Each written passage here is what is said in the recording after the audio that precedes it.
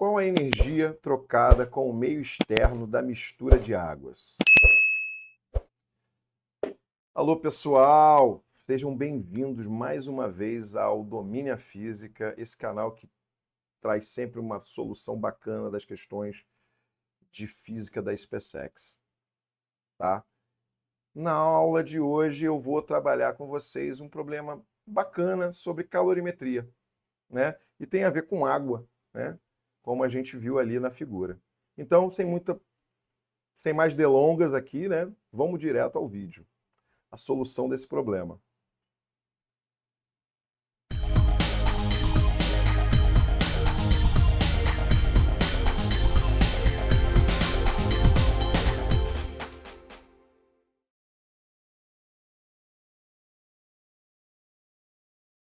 Bom, então, pessoal, vamos direto ao ponto? Vamos direto para a questão. Ao nível do mar, em um recipiente de capacidade térmica desprezível, misturamos 20 gramas de água líquida a 100 graus Celsius, com 80 gramas de água a 10 graus Celsius. A mistura troca calor com o meio externo e atinge o equilíbrio térmico a uma temperatura de 20 graus Celsius. Até atingir o equilíbrio térmico, a quantidade de calor que é trocada entre toda a massa de água do recipiente e o meio externo é, bom, considere o calor específico da água líquida igual a 1 caloria grama por grau Celsius. Bom, vê que é um problema típico de calorimetria, tá? É um problema típico de calorimetria. Então, o que eu preciso saber? Vamos falar um pouco sobre calorimetria, então, né? Acho que é isso. Nesse problema, a gente vai precisar ter a noção exata assim, do que é calor, né? Então, a gente vem aqui, ó. Preparei aqui uma artezinha para vocês. Preparei não, né? Na verdade, peguei na internet. E quem quiser, ó, mapa mental sobre calorimetria, Maps for Study. Tem uns mapas legais lá, como esse, colorido, bonito. Pode nos ajudar a resolver, a pelo menos relembrar alguns conceitos importantes. Então aqui, por exemplo, a gente tem que se lembrar que calor é uma forma de energia que flui sempre do corpo de maior temperatura para o corpo de menor temperatura. O fluxo do calor é sempre nesse sentido. Tá? Ele pode se apresentar de duas maneiras. Ele pode ser um calor sensível ou ele pode ser um calor latente. Né? Se ele for um calor sensível, qual é a diferença do sensível para o latente? É que no sensível, quando você tem um corpo que quando você dá energia para ele, ele varia a temperatura dele, ele não muda o estado físico, nós chamamos essa forma de energia transmitida de calor sensível. E ele pode ser obtido através dessa expressão, que é mc ΔT. E é basicamente essa expressão aqui que nós vamos usar no nosso problema, para resolver o nosso problema de hoje. Tá? Mas, ao mesmo tempo, eu queria falar um pouco também sobre o calor latente. Né? O calor latente, as pessoas, às vezes, os alunos, às vezes, se confundem um pouco com ele. Mas ele somente é usado quando o corpo está na temperatura de mudança de estado físico. E aí todo o calor dado para ele, para esse corpo, é usado não para variar a temperatura, mas sim para fazer a desorganização molecular ou a reorganização molecular. Então esse calor é chamado de calor latente. E ele é dado por essa expressão, massa vezes calor latente, onde esse L aqui, ele depende da substância. Cada substância possui um L específico, e mais do que isso, possui um L específico para a fusão e possui um L específico para a vaporização. Por que disso? Porque, nesse caso, quando você dá energia para o sistema para ele desagregar ou reagregar, você precisa dar uma quantidade de energia diferente para ambos os casos. Então, ou seja, no caso sólido para o líquido ou do líquido para o sólido, há uma organização, precisa de uma quantidade de energia. Já do líquido para o gás ou do gás para o líquido, já é uma outra estrutura molecular, né, que está muito mais desorganizada. Então, precisa de mais energia para poder fazer com que o corpo mude de estado físico, certo? Essas coisas podem ser obtidas graficamente. Eu não vou adentrar muito aqui nessa explicação sobre isso, mas esse é um gráfico típico de mudança de estado físico, onde as mudanças de estado físico ocorrem justamente nos platores aqui, né, onde a temperatura se mantém constante durante um determinado tempo. Uma coisa importante que esse mapa mental traz é a relação entre a equivalência entre caloria e joule, né? Já que nós dissemos que o calor é uma forma de energia, só que no estudo da calorimetria, a gente, assim, utiliza unidades que não são do sistema internacional. Por exemplo, temperatura no sistema internacional é Kelvin, e nós utilizamos grau Celsius. A gente utiliza quilograma como massa, e na calorimetria a gente acaba usando é grama apenas, né? Então, ou seja, tem uma pequena diferença aí. A capacidade térmica é a capacidade que o corpo tem de armazenamento de energia, né? Ou seja, um corpo, ele, ao perder ou ganhar energia, ele varia a temperatura dele e na razão, tentando, calculando a razão entre essa energia recebida ou perdida pela variação de temperatura, você obtém uma grandeza nova que a gente denomina como capacidade térmica. Tá? Então ela relaciona a quantidade de calor trocada quando há mudança de temperatura. E agora acho que uma coisa importante que eu preciso dizer para vocês é sobre o calorímetro. Né? O que é um calorímetro?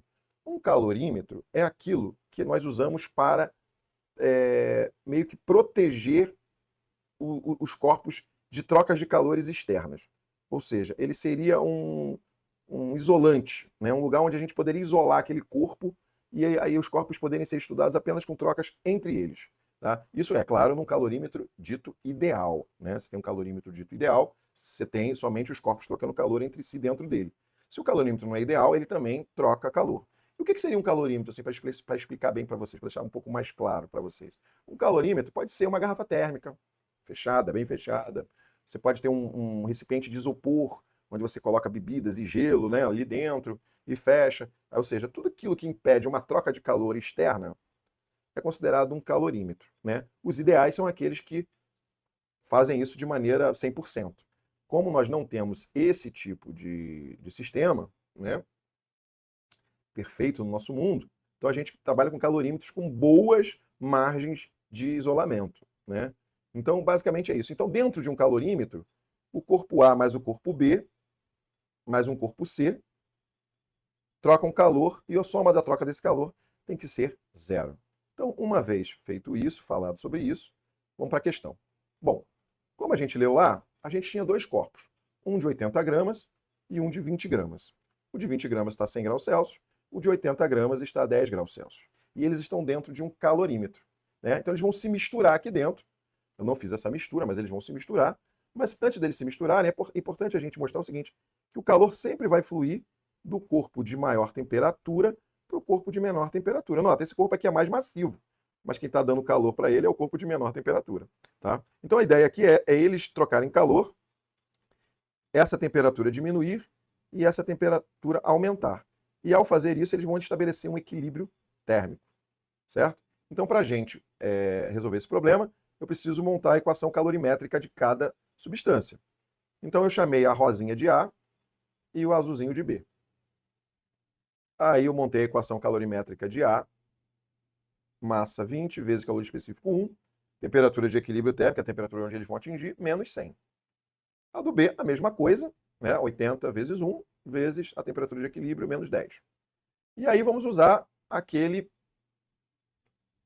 regra que eu coloquei lá, né?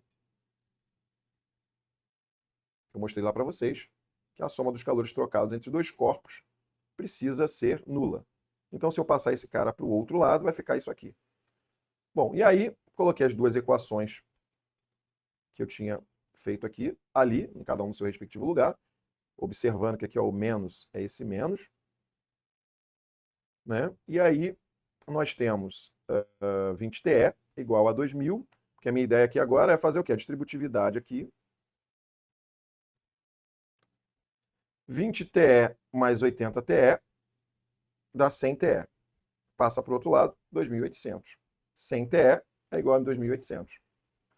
Temperatura de equilíbrio térmico, então, vai ser de 28 graus. Então, ou seja, esses caras se misturaram e atingiram um equilíbrio térmico depois de um certo tempo de 28 graus Celsius. O problema não acabou ainda. Vamos para uma outra artezinha aqui. Né? Então, eu tenho agora uma mistura dentro do calorímetro que tem 100 gramas a 28 graus Celsius. E foi dito que a temperatura do meio externo é 20 graus Celsius. Bom, considerando que essa água, essa quantidade de substância, vai entrar em contato com o meio externo, qual é o calor que esse cara aqui vai perder para o meio externo? Né? Já que ele tem temperatura maior do que a do meio externo. Certo?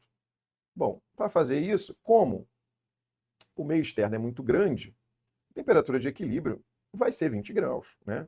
Não tem como esse cara aqui contribuir para uma mudança significativa na temperatura do meio externo. Então, esse corpo aqui, como ele é menor comparado com o meio ambiente, né, com o meio externo, ele é que vai tender aí para 20 graus Celsius.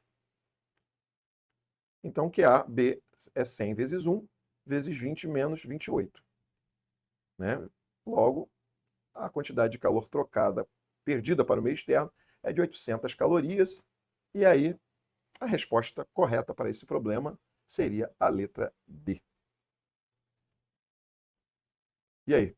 Esse problema não é um problema difícil, né? Esse problema é um problema fácil. O problema é que se você fez os estudozinhos, fez alguns exercícios básicos de calorimetria, você é plenamente capaz de resolvê-lo. Né? Claro que fazendo uma leiturazinha bastante acurada sobre eles e tentando fazer a interpretação mais correta possível, para não ter deslizes e botar números em lugares errados, esquecer sinais, etc. Então, eu fico por aqui, né? Espero ter ajudado você na sua preparação e nos vemos na próxima aula, que vai ser a aula da questão 31, né? E se você gostou, peço que você deixe o seu like, se inscreva no canal e toque o sininho aí, para que toda vez que eu coloco um conteúdo novo, você possa recebê-lo em primeira mão, que vai te ajudar muito na sua preparação aí para a SpaceX desse ano. Falou? Um abraço.